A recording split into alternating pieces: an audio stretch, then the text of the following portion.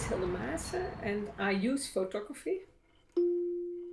When I was 11 I got my first photo camera, and when I was 14 I was introduced to the darkroom. I make images, faces, fabrics. I'm just playing around using photography as a way to start and see what works and what doesn't.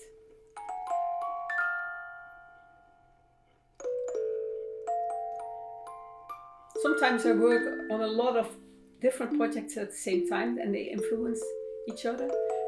What I'm looking for is what is photography.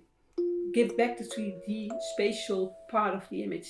If it is, it captures inside of the image, is it unseen? And if so, what is also captures inside? Everything that is around us, as soon as you make an image, it's gone. My question is, can I bring that back?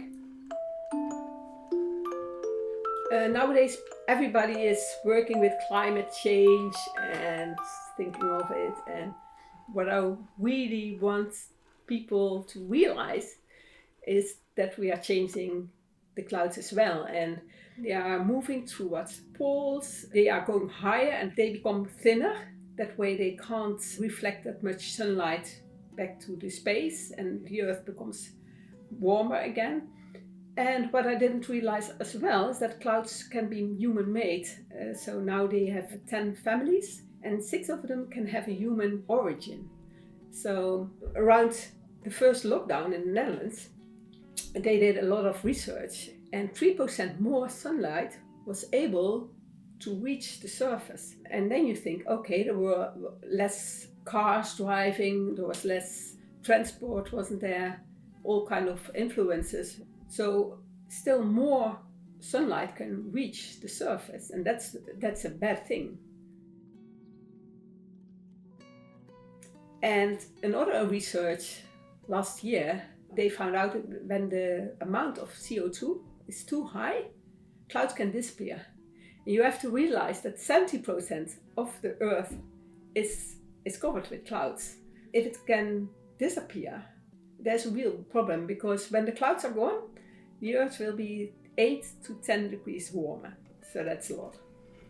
We can't survive.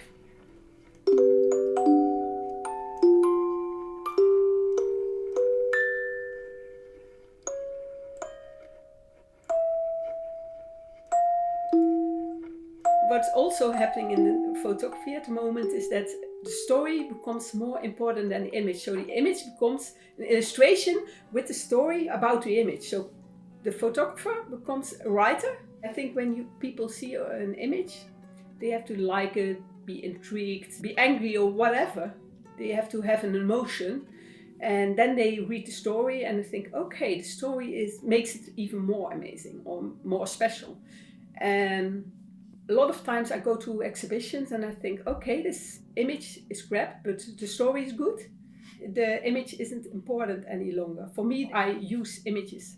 That's what I want to show, not the story behind it.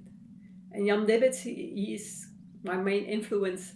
One of the first one who was trying to see what is photography, what is photography, what is the medium, and he also thinks that photography is so much about what is on the image instead of about what is photography, what is in the image.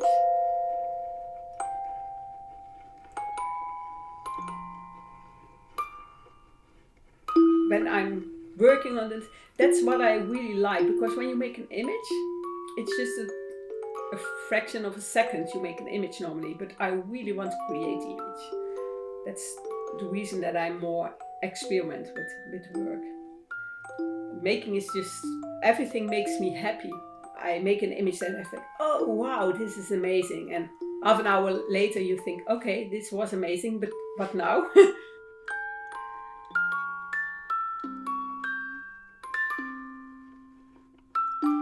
When I see a photograph and the next morning I remember the photo, then it was a good one.